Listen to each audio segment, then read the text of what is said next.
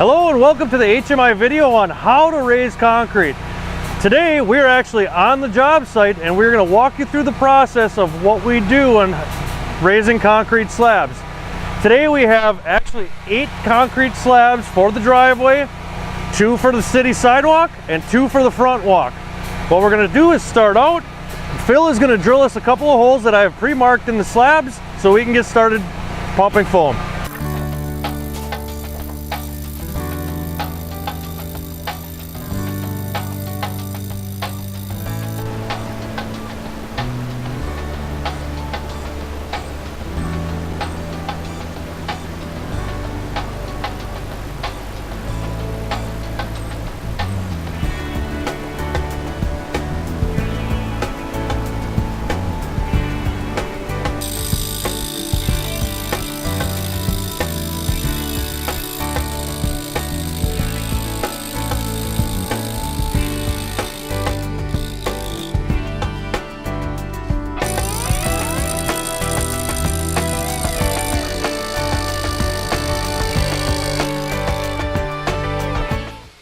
All right, next what we're going to do is we're going to install the injection port.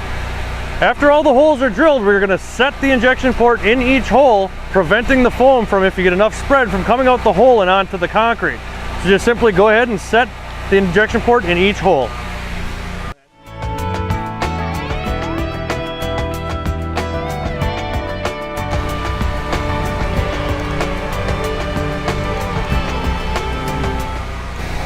Okay, now to properly install an injection port, what I'm going to do is take this black sleeve and I'm going to pound it down until it's flush with the port itself.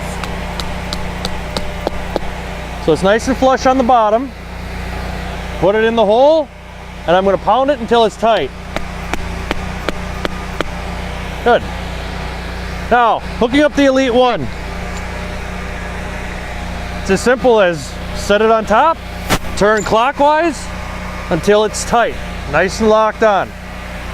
Now what I'm going to do is flip it up to the air position, check to make sure there's no air coming out, and I'm going to start to inject foam. To inject foam, simply go all the way down and all the way back up.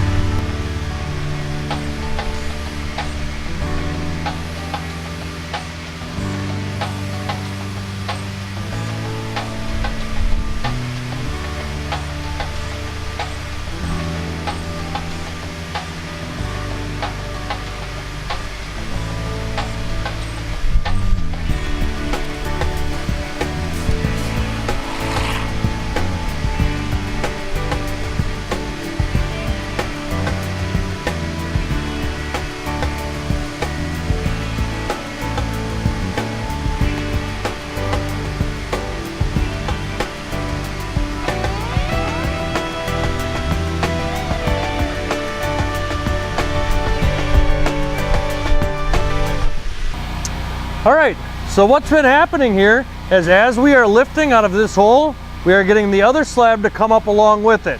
In this case, what we're gonna do is we're gonna take our saw and we're gonna cut the existing joint that's in the concrete. So we'll end up cutting this joint and this joint to make sure that the slab is free from the slab next to it.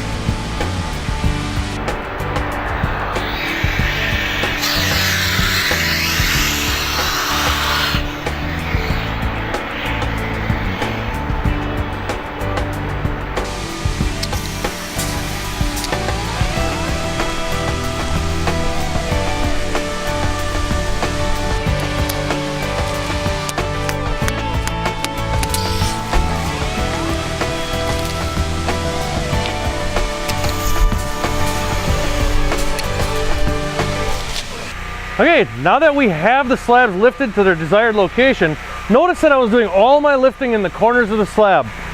Reason for that is you never want to lift in the middle of the slab for chance of breaking the slab in half, for one, and two, you don't have any control of which way the foam is going to go to lift and tilt your corners. So if you notice the hole pattern that I had here, I have 3 holes in the slab and then 2 holes behind it. These 3 middle holes are going to be all support holes, void filling holes if you will.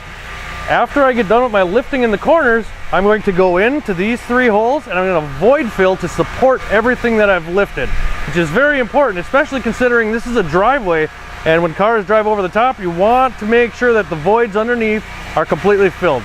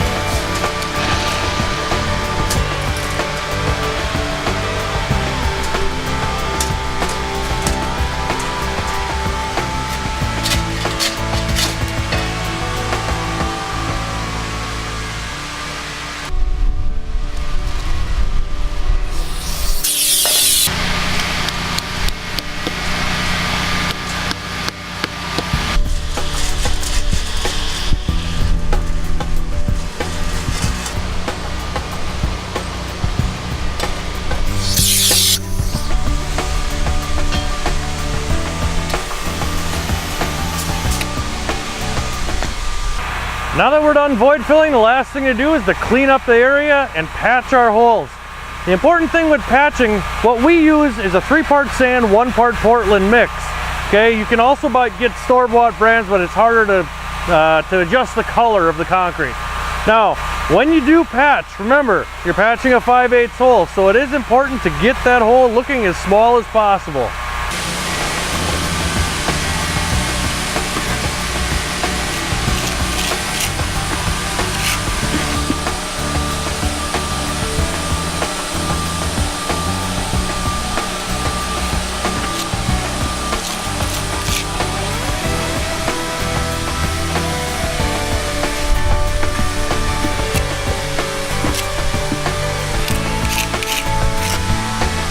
So we're finished with the job. One thing I wanted to point out, it's very important to bring along tools of the trade. Let's say the level, for instance. You're going to run into some situations where the pour from the contractor before you isn't quite what it should be. In this case here, with this smaller slab, with putting a level down, we determined that the pitch is almost up to level already, and we do not want to pitch the water back towards the house. So with talking with the homeowner, it was decided that it was better off to leave a slight lip here than it is to have water drain back towards the home. You're going to run into snags and snafus this way. Just make sure that you have the proper tools to bring along to accomplish what you need to accomplish.